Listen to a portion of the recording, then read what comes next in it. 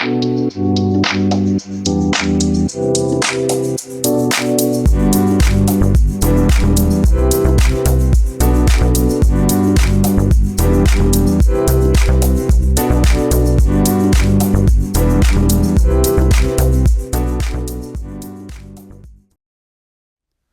one thing you may notice during this podcast today is that there's a little bit of background noise. We have a construction project going on here. We're thankful for the growth and the excitement of our new building. Hopefully the background noise won't be too much of a distraction. Well, welcome to the Declutter Podcast. I'm Patrick Latham, and we are so thankful that you are joining us. We are enjoying talking about decluttering our lives, battling busyness, taking back our time, and pursuing our purpose in life. Today I'm joined by a good friend, Dick Forbes, who is a counselor and does a great job with his ministry and counseling. He's helped a lot of people over the years, and I know that my family personally has been helped by the services he offers. How many years have you been doing this counseling? 37th year. 37th year. Mm-hmm. All right. All here in Cartersville, Georgia? Mm-hmm. Not all. I've been here since 91. Okay, 91. Yeah. All right. So thank you for your willingness to be with us. I mean, again, you've helped my family before through sessions, but also just as a friend, you know, the opportunity to talk, apart from the fun we have, right? Cutting up and joking around, but you know, in informal conversations, you've often been a help with insights you've shared. And so as I thought about people to invite to this podcast and interview, I knew that I had to invite Dick and wanted him to join us as we're talking about how we are made. And in our podcast, we've looked at Genesis 1:26 through 31. We've looked specifically at Genesis 1:26 through 27, where the Bible talks about how we're made in the image of God. Mm-hmm. So what we've done previously in the podcast, we've talked about how theologians debate, what does it mean to be made in the image of God? Some highlight the relational nature of humanity. Some highlight what's called the functional or vocational nature of humanity, that like God, we're made to create. Others focus on what we would call the structural nature of humanity, that we have intellect and emotions like God. Right. So, you know, the animal kingdom can do some pretty interesting things. You know, whales can communicate through the sounds they make over, you know, a great span of distance. You know, certain types of primates can build structures and create systems for feeding one another. We can think of the dams that beavers make. You know, we can marvel at what animals have the capacity to do. Perhaps the reason we marvel is because we know they are not like us. Right. We know that we have a unique ability to relate, to create, and a unique ability to think and to express emotions. And this is perhaps what it means to be made in the image of God. So as we think about busyness, as Christians, we want to think about how we've been made. Right. One thing I've emphasized in this podcast, Dick, is that a lot of the literature that's out there on this subject, busyness, time management, is all practical, and it's not really theological or philosophical. So what kind of ends up happening is we're just putting Band-Aids on deep flesh wounds. Mm-hmm. You know, we're not getting to the heart of the matter. Right. So let's talk about the concept of busyness, and I believe Dick's going to be a great help and benefit for us, and we'll have some edifying stuff here. So one thing we've talked about here to be kind of first question.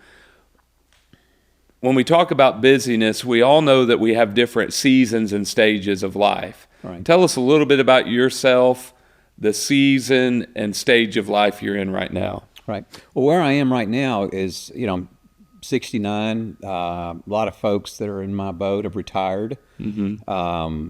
You know, so their season of life has transitioned from going to work every day, but mine is I still have a structure of work, which I enjoy doing. Don't plan on retiring anytime soon. Mm-hmm. And you know, getting to this season, but yeah, there's There was a time where there were small children, and you're tired and broke all the time, running around, and then you go through, when they become self-sufficient, and that's a whole different season. Then the moving out of the house and going on in their lives, that's a totally different season there.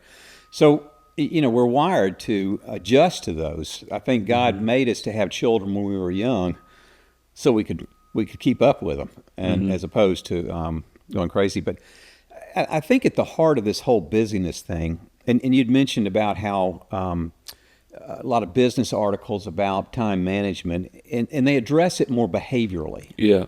But they don't address, I look at it, it's not a matter of my will, it's a matter of my heart.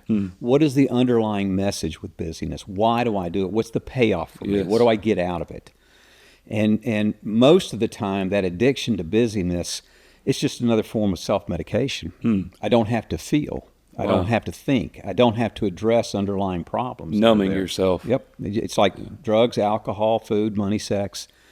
It does the exact same thing. And, I think God didn't make us that way because that's where we burn out. That's where we crash. That's where, because you can only do that for so long. You can only maintain that level of intensity for so long before eventually, I can't do this anymore. It's, I might be going through something painful, but if I'm a busyness addict, then I'm very incongruent of what's going on and how I feel. My affect is very flat. I'm not happy, I'm not sad about it. So there's a number of symptoms that are out there with it too that you look at and that's why I say it's a heart issue more than anything, because I'm getting a payoff for being busy. And what is that payoff that's there? I mean, we can get into that a little bit later, but that's where I would start with all this, is that it's a soul issue, it's a heart issue, and that's what needs to be addressed. What is the underlying issue that you've bought into this belief about busyness is a good thing? That's great. That's really helpful. In reading and studying on this subject, that's the thing that becomes frustrating, is if you've struggled with busyness, and I have, you get all these tips and tricks, but there's got to be something more. Right. That's just the tip of the iceberg. There's something underneath the surface of the water that's driving this.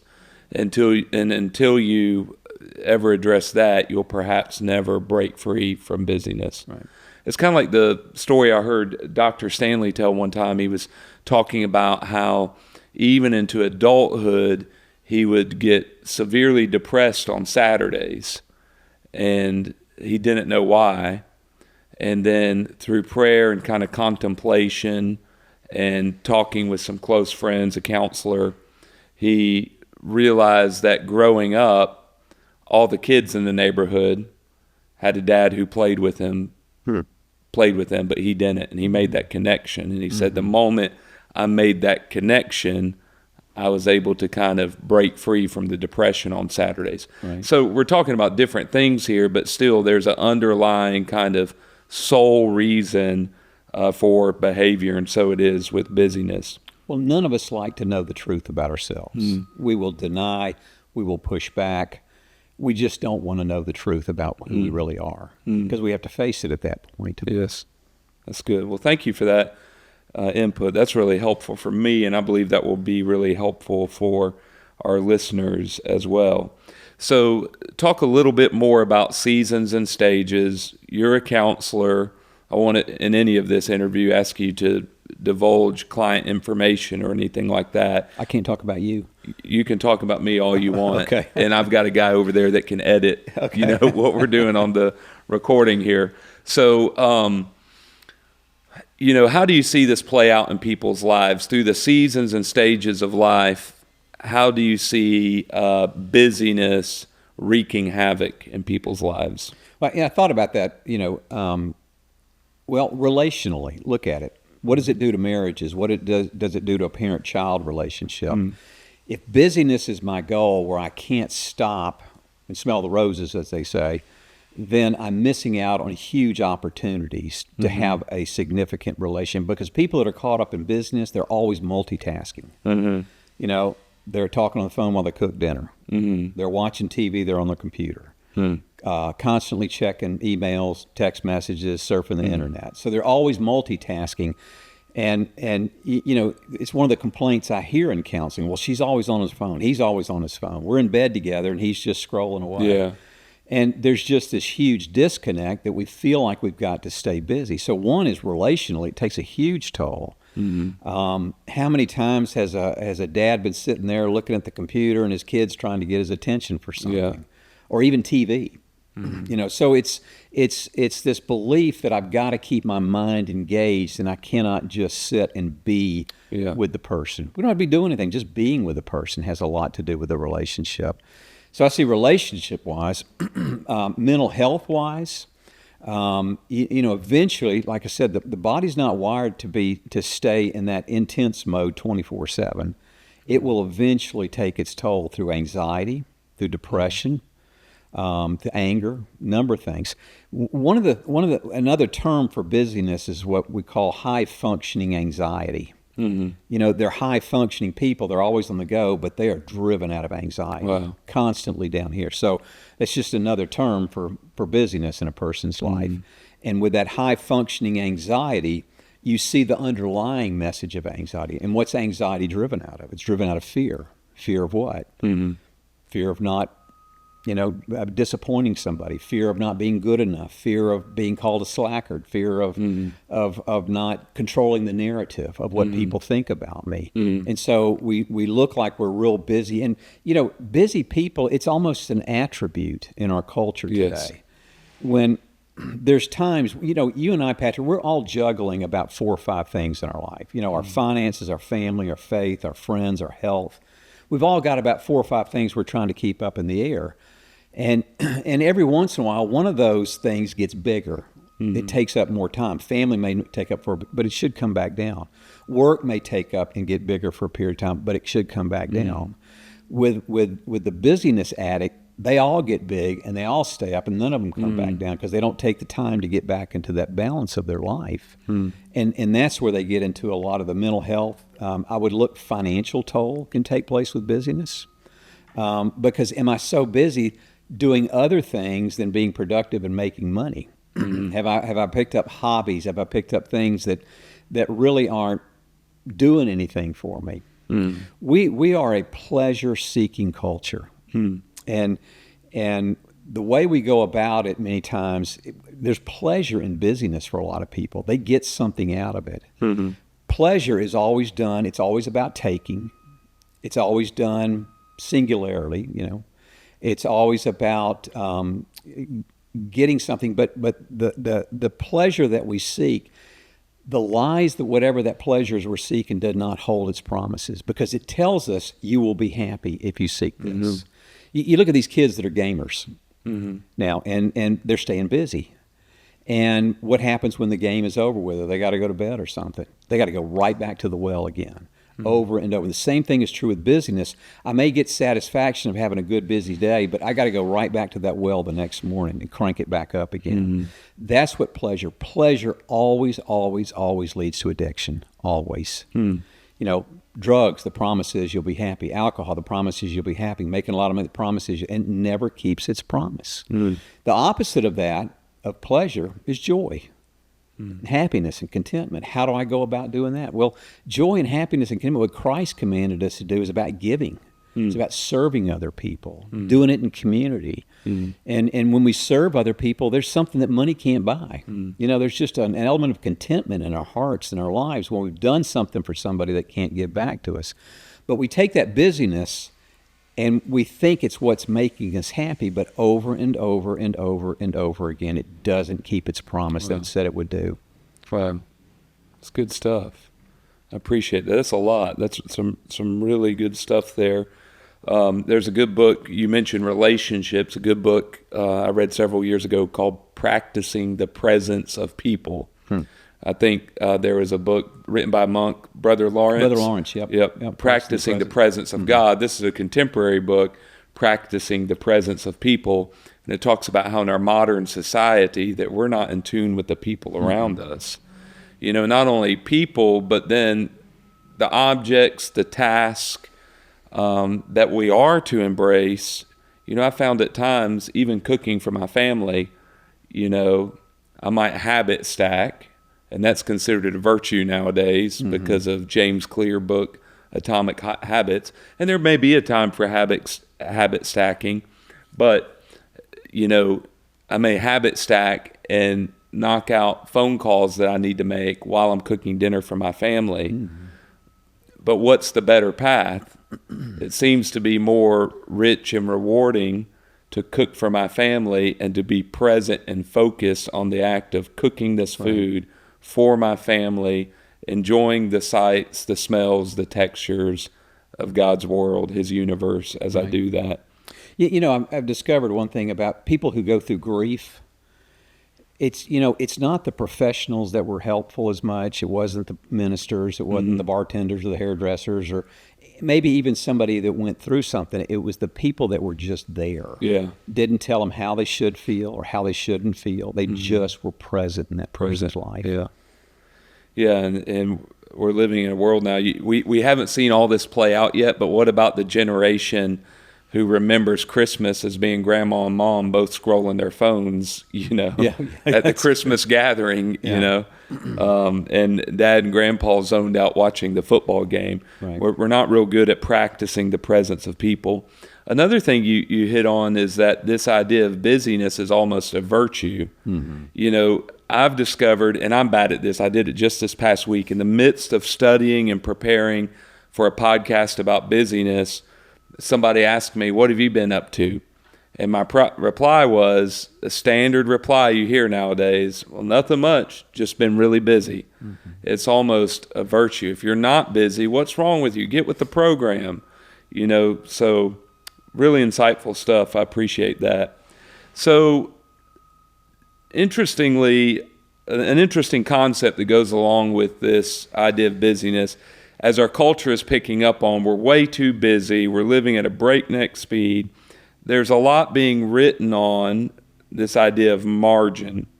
Richard Swenson was a medical doctor. Several years ago, he wrote the book Margin, subtitle, Restoring Emotional, Physical, Financial, and Time Reserves to Our Overloaded Lives. So he was a medical doctor, and he was picking up through his medical practice on how he had so many patients coming in with ailments and symptoms that he didn't believe were primarily physical, but they were related to emotions, and there were physical responses to emotional maladies. And he began to trace these maladies, these physical ailments, back to what he would call margin-less living. So he noted the way chronic busyness has a detrimental impact on the physical well-being of his patients. So how have you seen this play out in the work that you do? What are the results? What's the price you have to pay emotionally and physically for busyness in your life? It's brokenness. I mean, the person physically broken, emotionally broken, spiritually broken at times. And at what cost? I still go back to, we take good things that God has given us and we make them ultimate things in our life. Family is a good thing, but we make it ultimate. Career is a good thing. We make it an ultimate. Marriage is a good thing. We make it ultimate. And when we do that, that's when those things, as you and I both know, Jesus said, don't lay those things up here on earth, lay them up in heaven, And what ends up happening is our busyness begins to revolve around those things. There's a great little book written about 20 years ago called The Little House on the Freeway by Tim Kimmel. And this was pre-cell phones, pre-computers, laptops, or iPads and all that kind of stuff when he wrote this. And he was just saying the craziness back then too. And what it does is I see couples, that have made children the ultimate. And what ends up happening when those kids all graduate and go off to college, these couples look at each other and going, "Who are you?" Yeah. And I don't like you. Yeah. And they go their separate ways. You see so many marriages dissolve after kids grow up because they've evolved the busyness around the children. So there's a huge price to pay there that begins to take place. If it affects our overall well-being, because we end up self-medicating with busyness. Think about people that are real busy. Do they take time to eat right? Do they take time to exercise? Do they take time to get enough? I always go back to the basics when I get a new client with anxiety or something. Diet, sleep, and exercise. Yeah. Are you doing the basics? And you know, if they're not, I'm saying this is where you got to get with the program. This is going to help you more than I can help you. And this doctor's right, is we got to get back to those things because it's taking its toll physically on people. Early deaths. Cancer's been associated with stress and anxiety. Heart disease has been associated with this. And you know, when you're just crazy busy, you drive through and get the worst food in the world for you, kind of thing. Yeah, there's something to be said too. When you're crazy busy, there's a book called Your Brain at Work, and they talk about, you know, as you become fatigued through work and your brain becomes fatigued, the willpower element goes down. So when you're tired, you don't have the emotional fortitude, the volitional strength to make the right decisions at times when it comes to things like food, your reactions, etc. It's a great point. So Swinson in his book asks this: if we are so prosperous, and he has a great chapter on progress, and there's a good book, I think Easterbrook is maybe the name of the author, The Progress Paradox. And so Swinson's work made me think of that book, but he has a chapter on progress. So he talks about kind of how there is this paradox that though we are in a society that has experienced great progress, there's a payoff for it with our busyness, because we're so focused on continued prosperity, we will keep ourselves busy for the coveted goal of prosperity. So he said, if we are so prosperous, why are the therapist's office so full? That's a good question. If we have 10 times more material abundance than our ancestors, why are we not 10 times more content and fulfilled? So Dick, as a counselor, how would you answer that question? Well, it goes back to what we talked about a minute ago. In the busyness, I'm seeking pleasure. I'm not seeking happiness. I'm not seeking contentment. I'm not seeking joy in my life. I'm seeking pleasure with the belief that pleasure will bring me happiness, joy, and contentment. And in the end result, you know, you have people come into the office and go, I have no meaning in life. I have no purpose in life. I'm burned out. I'm depressed. I'm full of anxiety. And it's because they have not seen that what they've done for all these years, it hasn't given them what they wanted. I still go back to what we said. The first thing was, it's a heart issue. What is underlying all this? And I think fear is huge. Fear of what? Fear of failure, fear of being, you know, seen as non-producer, fear of not pleasing somebody, fear of just not being productive in life. You know, I mean, you want somebody to call you lazy? You want me to call you slack? No, we don't, you know. Or the famous, we'll mention it in this podcast more than once, the famous FOMO, fear of missing out, right? You know, and it's, there's always a payoff, and you've alluded to that. You've said this, I've said this. I know this isn't good for me, but, you know, if we know something's not good for us, why do we do it? Because the Reese's peanut butter cup tastes good. Exactly. It either tastes good, smells good, or feels good, you know? And you know, there again, there's a payoff in busyness. I know busyness isn't good for me. I know I miss out on things. I know it causes me stress, but whatever that underlying heart issue is that's there, that what they're pursuing will never, ever, ever address that underlying issue in their life. Now, they may get it behaviorally. They may set up some good boundaries. They may set up some good warning signs when they're getting busy. But if they don't address that issue, all they're doing is swapping seats on the Titanic. They're going to pick up something else. The heart of the matter is a matter of the heart. Right, so, right. Good stuff. Well, the Greeks had a saying in which they said, know thyself. The early church fathers embraced that axiom, and the early church talked about how it's so important for Christians to understand how they are made before the Lord. We've already referenced three common views on the image of God in humanity. The relational view, image of God means we're made for relationships. The functional or vocational view, the image of God means that we're made to create and make and manage as the Lord does. And then there's also the structural view. We have an intellectual and an emotional nature as the Lord does. Let's zoom in on the relational aspect a little bit. Think about the image of God. Think about God. The Bible says He's a Trinity. There's a fascinating verse in John 17:21, where I think it's 17:21 or 24, where Jesus is praying His high priestly prayer, and He talks about the love that the Father had for Him before the foundation of the world.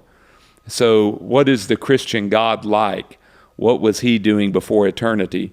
Unlike other conceptions of God, God was not all by His lonesome before time began. Instead, He was enjoying fellowship amongst Himself as a Trinity. Then He made humans to live in a trinity of relationships as well. Our trinity of relationships is self, God, and others. And Jesus referenced this in the Great Commandment when He said, the greatest commandment, love the Lord your God with all your heart, soul, and mind, and love your neighbor as yourself. So relationships. And what we're proposing in this podcast is that busyness affects these three different domains of our nature, our structural, functional, and relational nature. When it comes to the relational nature, how have you seen busyness sabotage and destroy human relationships? Well, we mentioned one about marriage and how it takes its toll. The goal of a good marriage is true intimacy. And I'm not talking about sex. I'm talking about the head and the heart stuff. Mm-hmm. And how is that achieved? Well, it's achieved through conversation. It's achieved through serving one another. It's achieved through kind acts, kind words, kind actions that take place. And if I'm going to experience true intimacy in my marriage, I've got to be doing those things. Busyness doesn't allow me to.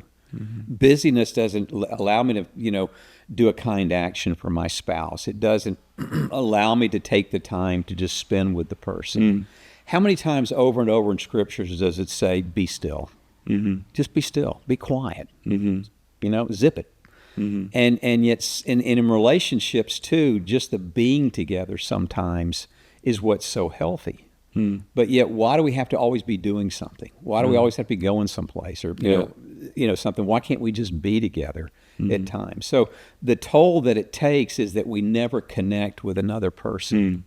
There was a Catholic priest that wrote a great book years ago on communication, a guy named John Powell. And I don't even know if it's in print anymore, but he talked about the levels that we go down. We start at a level 5 with people. Well, how's the weather? Yeah. How about them Braves? And then we go down. I might know something personal and, more personal. And, as we get down further, he said it is such a rarity to even get down in 1 and 2s. Wow. In that communication level. And I agree with him, because how many people know me and know everything about me. And what keeps me from doing that is, if you tell me you love me and you don't know me, it doesn't do anything for me. Yeah. My greatest fear is that you're going to know me and you're not going to love me. But what transforms me is that you know me and you still love me. Wow. That's intimacy. Mm-hmm. And that's what keeps us from the busyness, allows us to never be known. And that. Are you familiar with Johari window? Mm-mm. Well, let me paint a picture. It's just, think of a window that's got 4 panes in it that are here. And up here in this corner are things that are critical and then not critical. Mm-hmm. No, things that are critical and things that are timely. So you got these things up here in this corner, things that got to be done on a regular basis, and it's timely when it gets done. Then you go down here, they're critical, but they're not timely. And then you go over here, they're not timely, but they're critical. And then down here, they're neither timely nor critical. Well, what Johari did, he took this window and he said, people that know me and I know myself is that first window. Then you go down here and people that know me, but I don't know myself. Those are my blind spots. And then he goes over here. I know myself, but people don't know. Those are the secrets that I keep. And then we go down here to you don't know me, and I don't know myself either.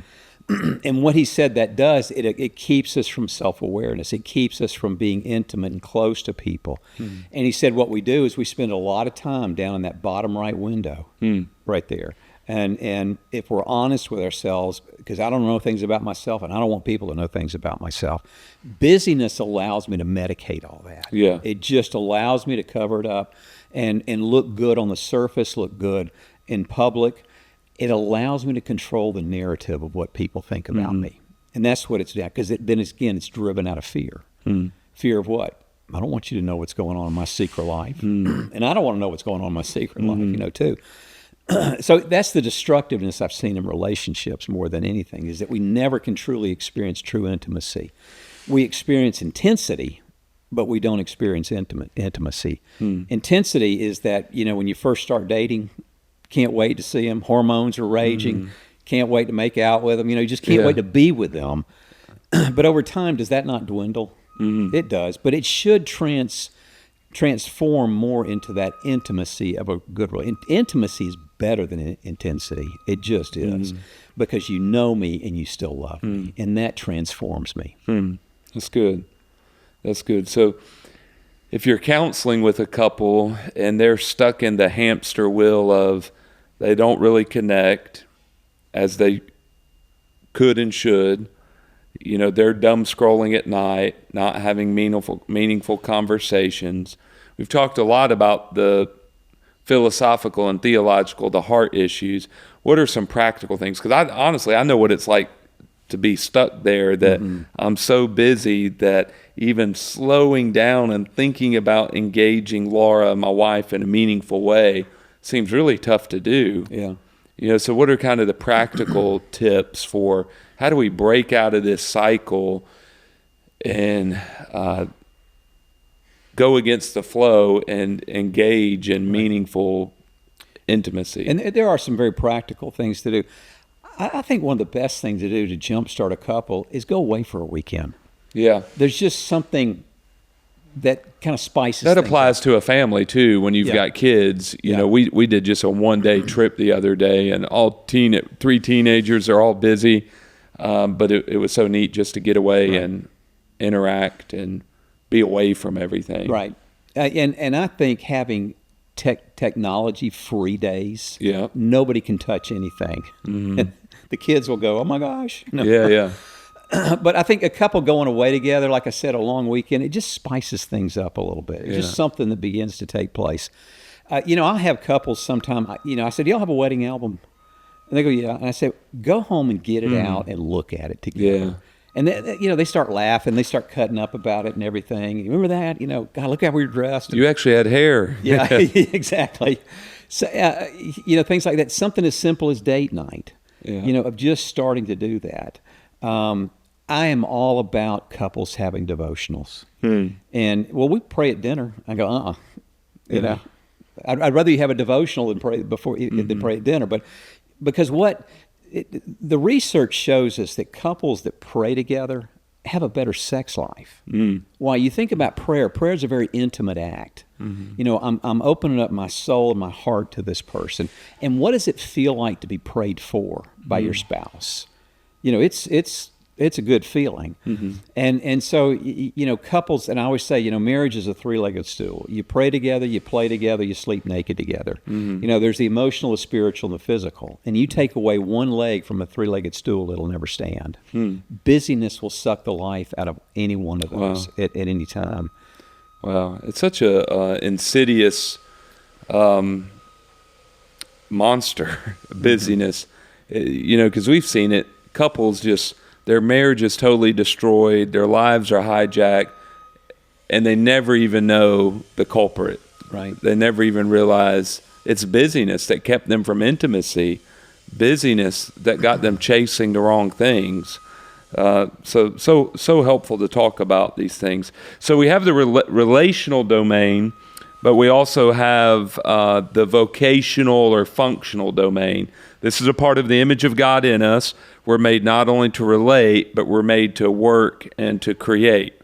Now, I remember being over in Eastern Europe, right on the border of Russia, one occasion, and some guys in the country that I was in, one of the Baltic states, they said, the United States is really interesting to us. You guys are a ball of so many different living contradictions. So one of the living contradictions we have in our nation now is that we have, the overworking professional who's got a side hustle, working untold hours a week. This is common in our culture and society. But then we've got the on the other end of the spectrum, the basement dwelling son who's failed to launch, who embodies the opposite of busyness, perhaps idleness or laziness and a lack of personal responsibility. Any insight on kind of what plays into that? Does it all go back to that pleasure trap, of... I think that's some of it. You alluded to this already, but the very first verb in the Bible, God created. Yes. It's a working verb. And I think, maybe I'm reading something into it that's not there, but I think if we're created in the image of God, we were created to work. Yes. And that he uses that working verb for us. And when you've had a good solid day of work, you go home and you just kind of feel good. Yeah, that was a good day. And those are nice to have. And then you have days where you didn't get anything done, and you think, you go home and you just think, oh my gosh, I'm falling so far behind. I think the side hustle, apart from an economic push, Dave Ramsey tells his people, go get a second job to get out of debt. I mean, I get that. I mean, if you've gotten yourself in a financial position where you have to, but I think on the other side is that pursuit of materialism in our culture. And maybe that's the pursuit of pleasure, maybe that's the pursuit of that, but it never keeps its promise. Yeah. And I always go back to that. What we pursue never keeps its promise, like it said it would in our life. And if we can't get the contentment here in this world, as C.S. Lewis says, maybe we were created for another world. Amen. So it's there is a balance there, I think. I get sometimes with these couples, the guy comes in, well, I work so much and blah, blah, blah. And I'll look at him and go, well, at least you do what you're supposed to do. Provide for your family, And it's like they're a martyr or something. I go, no, you're doing what you're supposed to be doing. Made to work. Yeah. And so, the other extreme of that, as you said, the kid who's in the basement and they're playing video games all day long, is, again, I think they're driven out of fear of failure. It might be some laziness in there. That's for true. But other circumstances around that, how much enabling is going on to allow that 40-year-old to stay in the basement? Yeah. I mean, mom and daddy can complain all day long, but if they don't do something about it, why would he change? That's there. So there is a balance that we have to achieve through all this. Yeah, that's good. Dick, we talked about this idea of a side hustle, and this is another thing where busyness is like a badge of honor for a lot of people.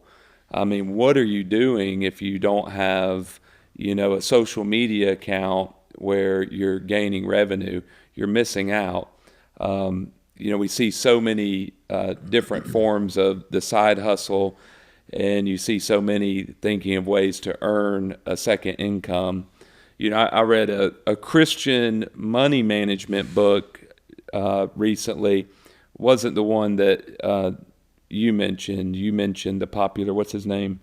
Dave Ramsey. Yeah. Mm-hmm. So I think this was Orrin Woodward, and I mean, it was actually a part of his, secrets to financial success. I think his book's called The Financial Matrix. I mean, he prescribes have a side hustle, extra income, and use that to build savings and to store it for vacation. So Lending Tree did some research on this recently, and perhaps Lending Tree had a purpose in their research.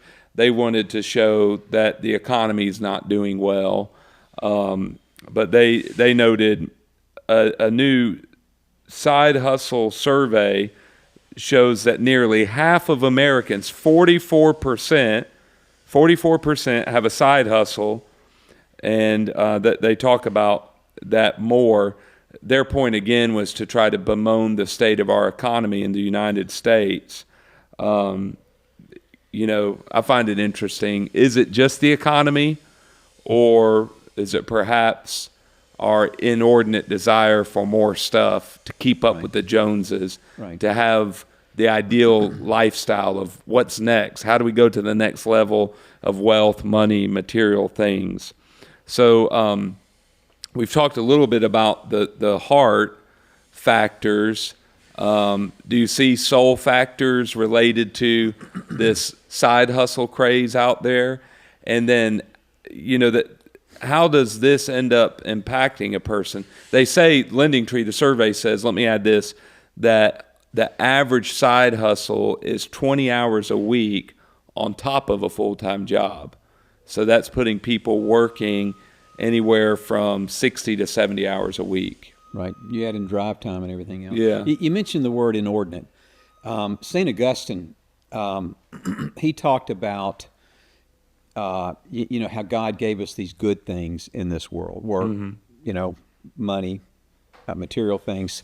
But he said we had an inordinate love for those things. And he said our love should always come first for God. Yeah. But he said that we reverse so many of those things in our life. And I think that's true here, is that we have an inordinate desire to get to a place of contentment. And it doesn't happen. It just doesn't happen. This is before your time, but when I was a kid, there used to be this Carnation milk commercial, and they would say, we have contented cows. Our cows give, they're contented the milk that they give. And I thought, well, good for the cows. But, I think if you live in especially in Western culture, if you're able to live in this culture and you are content with your material things, that's sainthood. Yeah. It just is. And contentment is one of those things that we're all pursuing. And I think the side hustle is going to do that for me. I'm going to have a cushion in the bank. I'm going to have security in the bank.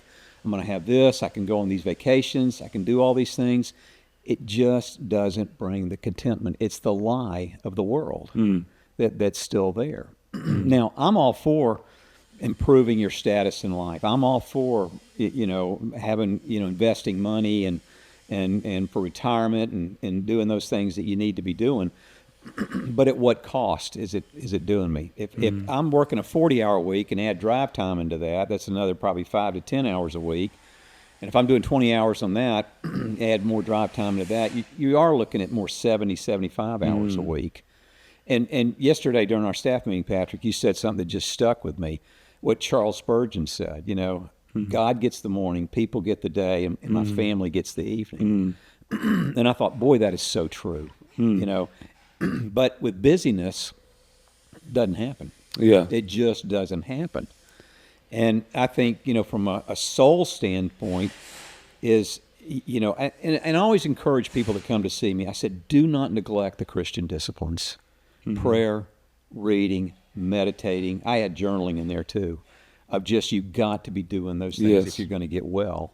Yeah. And yet busyness, and I'm guilty of this too. I've sat down to do those disciplines in the morning, and my mind's 800 different directions. Yeah.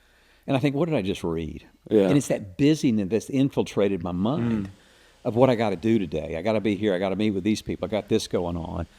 And to have that discipline to be able to affect my soul throughout the day, where I've spent time with God, and I've done those things that He's asked of me. And that's the soul part that we have to look at within ourselves. If we got to nurture our souls. And I think God is pleased even with our smallest efforts at times. Our smallest acts of love towards Him, as opposed to guilting myself, well, I didn't spend 3 hours in a devotional this morning, but I read something that was so cool. Yeah. It was my act of love for God, and I think He's pleased with that. Yeah. So, got to quit beating myself up and quit buying into the busyness of everything, and realize that to deal with my addiction, I've got to be dealing with God directly. Yeah, I had a mentor that said, not only do I need a quiet time, but I need an unhurried unhurried quiet time. That means I need to be able to slow down enough to where I can hear God and engage with God. I think that's a great insight. But I also like the idea that don't beat ourselves up, and remember that there's power in those little small moments with God. I mean, do you ever think about in Scripture the prayers that are answered powerfully in Scripture where these mighty things happen? They're not lengthy prayers many times. I mean, Elijah on Mount Carmel, Hannah praying before the altar. You know, maybe there was stuff they said that's not recorded in Scripture, but it seems like just a little short part of their prayer is recorded, and perhaps that tells us that it is the faith in even a small prayer that the Lord takes delight in and chooses to respond. Good stuff. So, you know, Genesis talks about us being made in the image of God. We think that the relational nature is seen there in Genesis 1 where God says, let us. There's that Trinitarian conversation. The vocational or functional nature of humanity is seen when God says, be fruitful, multiply, take dominion of the earth. God there commands the first man and woman to manage and make things as he manages and makes things. But then we have this part of man called the structural nature, this part of mankind called the structural nature. And this is our ability to think and to feel, our ability to have emotions, but our ability to have thoughts as well, intellect and emotion. And you see this in Genesis as God reasons amongst himself. In that Trinitarian conversation, there's a reasoning going on. Let us, God said. And then later you see God step back and contemplate about his creation. And all that he saw, he said it was very good. So God has this ability to reason, rationalize, experience delight. So this is part of our nature as well. And I think this is really important in the conversation about busyness for two reasons. One, the battle of busyness is one in our mind and in our heart, our thinking and our feelings, our thoughts and our emotions. But also, this is where the battle of busyness really, not the battle for busyness, the burden of busyness really hurts us. I mean, this is where we feel the pain of busyness, is in our thinking and in our feeling. So can you comment on that? How have you seen busyness destroy people? What are the consequences? Well, we mentioned some of them already. You know, just the mental health aspect of it creates anxiety. As the doctor, I can't remember the doctor's name you quoted from, but the physical symptoms that take place. I remember reading some research that on any given day in the United States, and I don't remember what the percentage was, but there was a huge percentage of people that were in the hospital where their disease started with stress. You know, and what is busyness? Busyness is stress that's there. Yeah. Mentally, you know, I know if I'm thinking about things that I cannot control, I get angry, I get resentful, I get bitter. Why are they acting like such a knucklehead? Why aren't they getting back to me? Why aren't they doing what they said they were going to do? And I'm focused on people that I can't control. Yeah. So what does that do? It creates that angst inside of me. And so I'm focused on the busyness of other people. I'm focused on the busyness of life, of things that may not even happen in my life. So when I'm mentally projecting into the future, then I'm creating a scenario within myself. So there's the physical toll that takes place. There's the mental toll that takes place. And and I just see the spiritual devastation that it does to people. Is that God promised to sustain me and mount up his wings of eagles and all this kind of stuff, but I got to do my part. I've got to be still and be quiet. I've got to get things off my plate. I've got to get rid of the unnecessary busyness in my life to allow God to do those things for me. There's a responsibility on my part too that has to take place. So finances, we mentioned that. Physical, emotional spiritual, it just takes its toll and breaks a person where they literally break down. And I've seen where busyness a lot of times is associated with perfectionism too. Yeah. I want to control that narrative of what people think of me. I've got my act together. I got my life together. I've got it all together.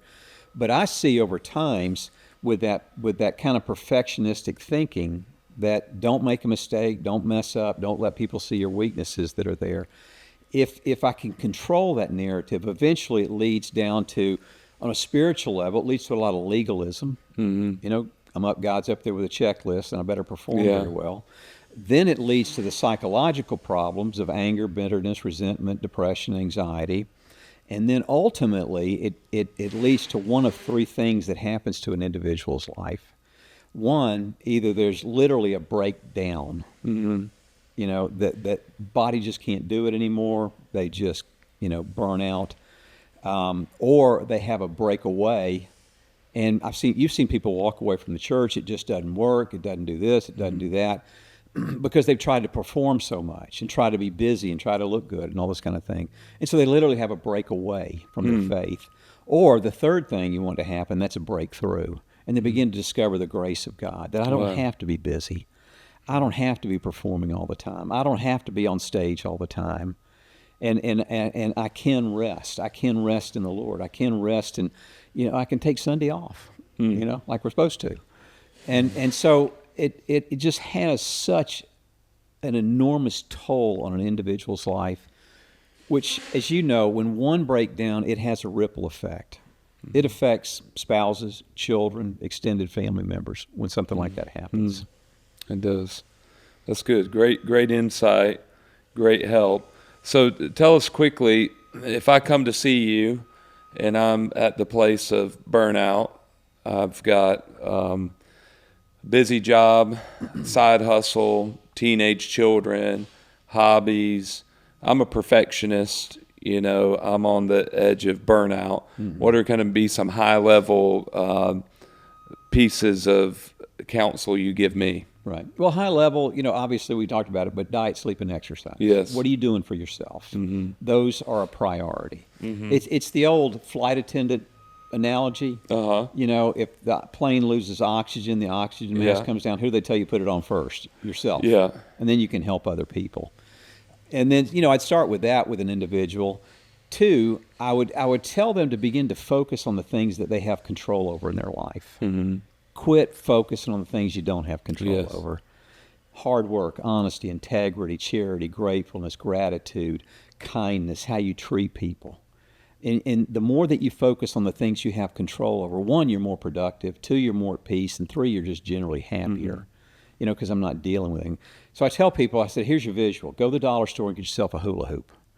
Take that hula hoop and put it on the ground. And you stand in the middle of that hula hoop. Everything inside that hula hoop is things you have control over. Everything outside of it is not your circus. Spend all your time on that if you're facing. That's a place to start to help overcome burnout. And then the other thing, too, I'd help people is to learn that two-letter word, no. It's a beautiful word. It's not a bad word. Yeah. And teaching people, well, I have a hard time saying no to people, but it's one of those things of helping people. You've got to have boundaries in your life if you're going to be a healthy person. Jesus had boundaries in his life. Yes. He did. Perfect example. The rich man comes to him. I've kept all the commandments, crossed all the T's, dotted all the I's. What must I do to be saved? Jesus looks at him and goes, go sell everything and follow me. The most amazing thing happened. It says the man went away sad. Jesus let him go. Now, did he come back? I hope he did for his sake. But it also says he still loved the man. Jesus had a boundary with that man that he left it in his court. And so sometimes helping people overcome burnout is you got to leave things in people court. You don't need to jump in and fix everything. Yes. You don't need to rescue everybody. You're not here to save everybody. That's not your job, and to fix everything. So helping them understand about good, healthy boundaries is a huge thing for people to start to establish. You mean I can say no to my husband? Sure you can. Yeah. And it goes back to that fear of disappointing people, fear of letting people down. I don't want to do that. And so just having that two-letter word in their vocabulary. Yeah. was it Proverbs 29:25? The fear of man brings a snare, but the one who trusts in the Lord is safe. It's so true that the fear of man drives a lot of this. There's a great book out there by Lou Priolo called People Pleasing, and maybe that would be a help to some of our listeners.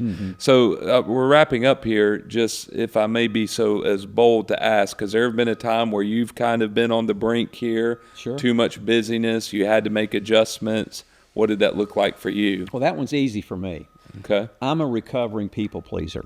Okay. And where no is not part of my vocabulary, Yeah. where I didn't have good boundaries, where, I didn't want to disappoint anybody, didn't want anybody angry with me. And again, it's all operated at that fear-based thinking that's there. And so, over time, you fill your plate up so much, and then you become resentful of the people that ask you to do something for them. I'm the one with the problem. I should have said no. I should have set a limit. Wish I could, but I can't. Sorry. And so I've learned to say no without an explanation. Because you know what happens when you say no and you start talking? You're going to talk yourself into it. Yeah. Sales 101. Or they're going to debunk your explanation. Yeah. Sales 101 says when the customer says yes, shut up. Yeah. Hand them the pen. Yeah. And I think that was probably the big challenge. I still struggle with that at times. My personality is just driven that way, and probably both my parents were people pleasers too. Just hindsight and looking back on them. But so I've put myself in that category about I'm in recovery with that. Of just I've learned to say no a heck of a lot more now than I used to, and don't feel bad about it either. Yeah. So that's great. That's great. One of my prayers is, Lord, help me to say yes to everything I need to say yes to, and no to everything I need to say no to. So good. Well, Dick, thank you for joining us for this podcast. As always, it's like consulting the Oracle at Delphi. Is that right? a lot of great information here and helpful stuff. The big thing is to put it into practice, and to do the hard work of dealing with the hard issues and pressing on and not giving up. We stumble, right? You can shake free of people pleasing and busyness, but you're liable to get entangled with it again at some point. Or something else. Yeah, or something else. Yeah. So you have to be wise and discerning to know, hey, I'm getting at a bad place here. It's time to make some course adjustments. Thank you for sharing, Dick. Really mean it. Appreciate you. And thank you to our audience for listening. I hope you find this encouraging, edifying, helpful. This is something we all struggle with. And together and by God's grace, we can break free from busyness. If you're enjoying our show, please, click on the thing on your app that will give you a link and pass it on to some friends and family members and invite them to give a listen, subscribe, follow. We sure appreciate you joining us.